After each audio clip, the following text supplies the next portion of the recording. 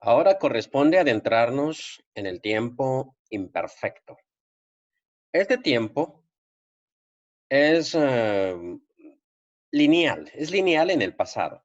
En nuestro pequeño esquema aquí hemos puesto la línea del tiempo. Obviamente el futuro está aquí hacia la derecha y en el punto medio pusimos actualidad. ¿Por qué? Porque el tiempo presente en griego no es puntual, sino que es lineal. O sea, no es como en español, cuando yo digo como, es puntual. En griego es más lineal. Es como decir estoy comiendo o en este momentito estoy comiendo. O como cuando la Biblia dice que Dios es amor, en griego el sentido es de que en este momento específico Dios está mostrando o está siendo amor. Ahora bien, referido al pasado, en español tenemos dos tiempos de pasado simple. El tiempo indefinido, que es en cierto sentido puntual, como cuando yo digo yo comí, yo bebí, yo caminé, yo estudié.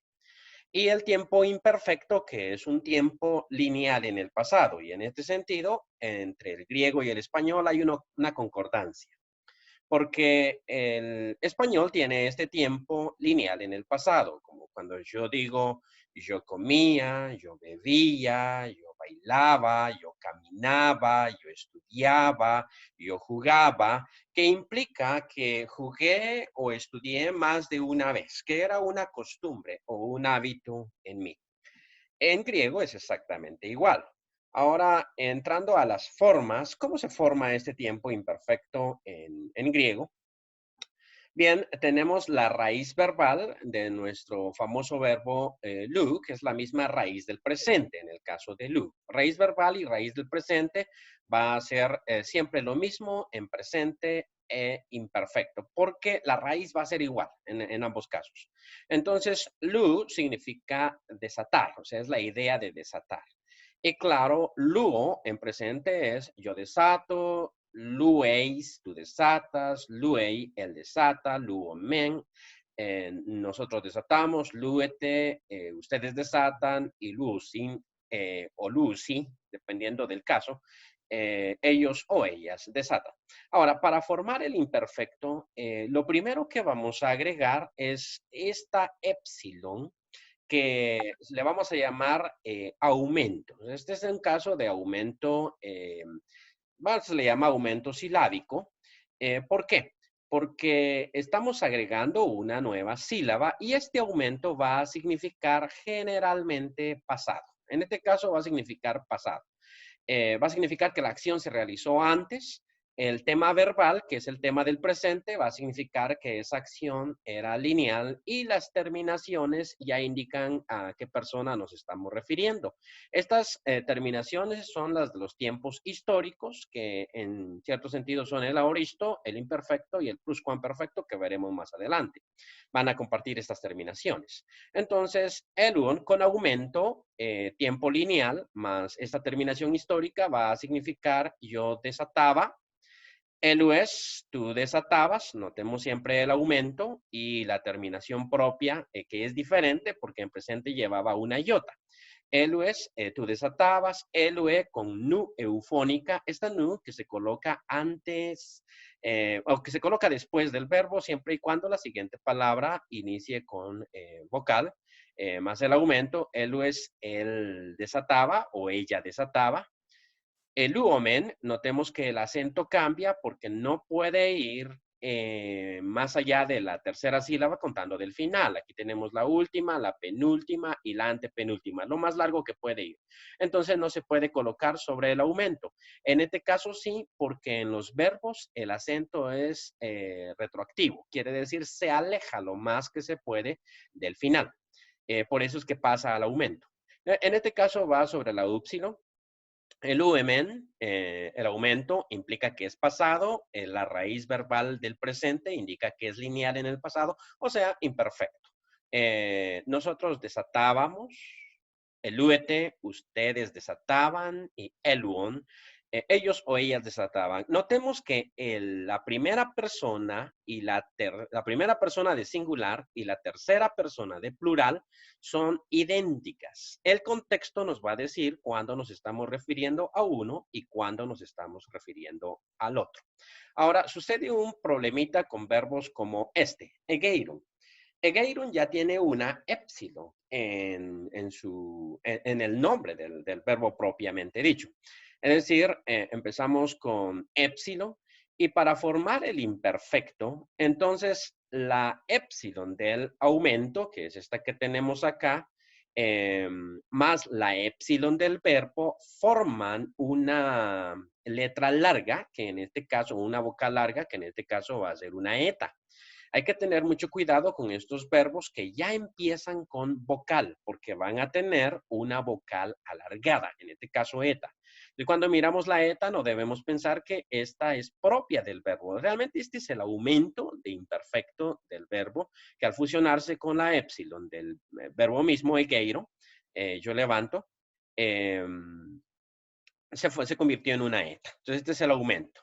Egeiron, egeires, egeire, egeiromen, egeirete, egeiron. Otra vez son idénticas la primera persona singular con la tercera persona plural y el verbo significa yo levanto. Y esto va a pasar con erhomai, va a pasar con todos estos verbos que inician con una vocal, van a tener este detalle. A este aumento entonces no se le llama aumento silábico, porque no agrega una sílaba. Realmente se une a la sílaba que ya estaba, entonces este aumento va a recibir el nombre técnico de aumento temporal. Es irrelevante realmente como nosotros lo llamemos, lo importante es que no nos confundamos, sino que cuando veamos esta eta, recordemos que el verbo no comenzaba con eta, y lo mismo los otros verbos, sino que comenzaba con épsilon.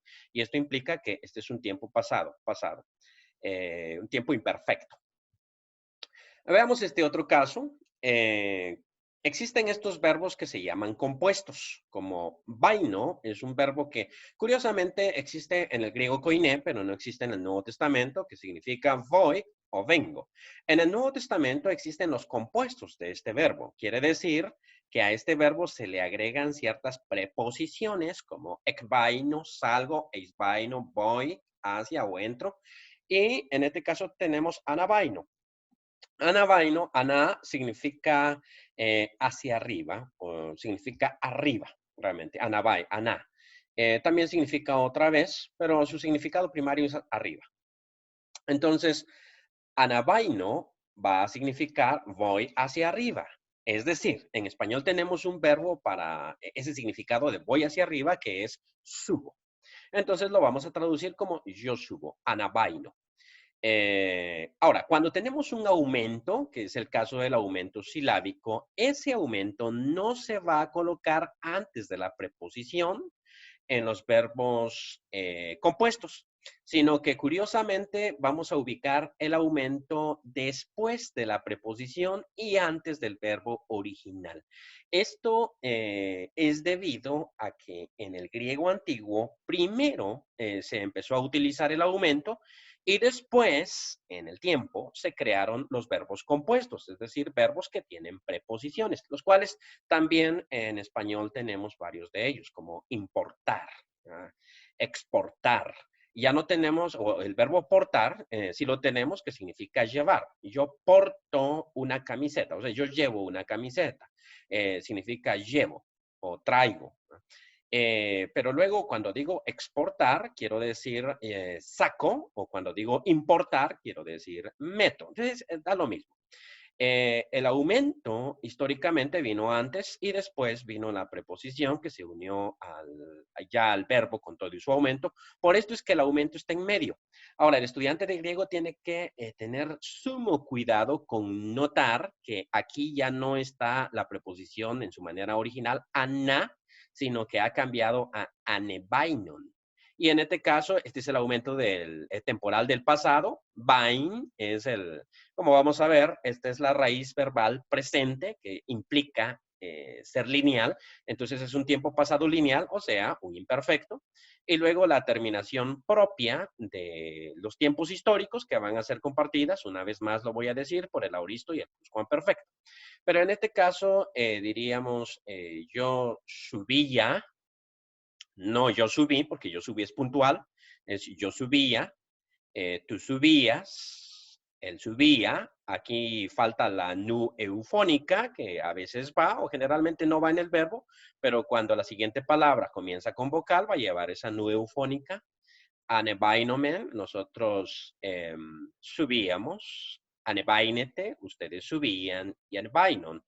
Ellos o ellas subían, una vez más, son iguales la primera que la primera persona singular que la tercera persona plural, y el contexto es el que nos va a decir cuándo nos estamos refiriendo a una y cuándo nos estamos refiriendo al otro caso.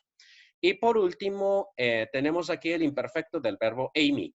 Ahora, el verbo eimi es muy diferente. En este caso, por ejemplo, aquí en el plural, tiene estas terminaciones que son regulares, men, o sea, nosotros, te, ustedes y san, que es la terminación regular para la tercera persona. Aquí ha sufrido ciertos cambios que no compete explicar en este video para no complicar el asunto, pero sí varios estudiosos del griego pueden determinar de dónde viene cada uno de los cambios. Sin embargo, el verbo eimi, por ser un verbo muy popular en la lengua griega, latina, española, prácticamente en el indoeuropeo, es un verbo irregular y se convierte en irregular porque lo utilizamos mucho. Entonces, emen con eta al final significa yo era, imperfecto del verbo eimi, no yo fui, sino yo era. En griego hay una forma para decir yo fui, utilizando el verbo ginomai, porque curiosamente el verbo eimi no tiene forma aorista, solamente imperfecto. Entonces, emen, yo era, emen con epsilon, nosotros éramos. Entonces hay que tener cuidado si terminamos con eta o terminamos con epsilon. Es con eta, significa tú eras. Hay que notar siempre el acento circunflejo. En, con eta y con acento circunflejo, significa él era. No confundir con epsilon, que es la preposición que significa en. En este caso es con eta y significa él era. Ete, ustedes eran. Y esan, ellos o ellas eran.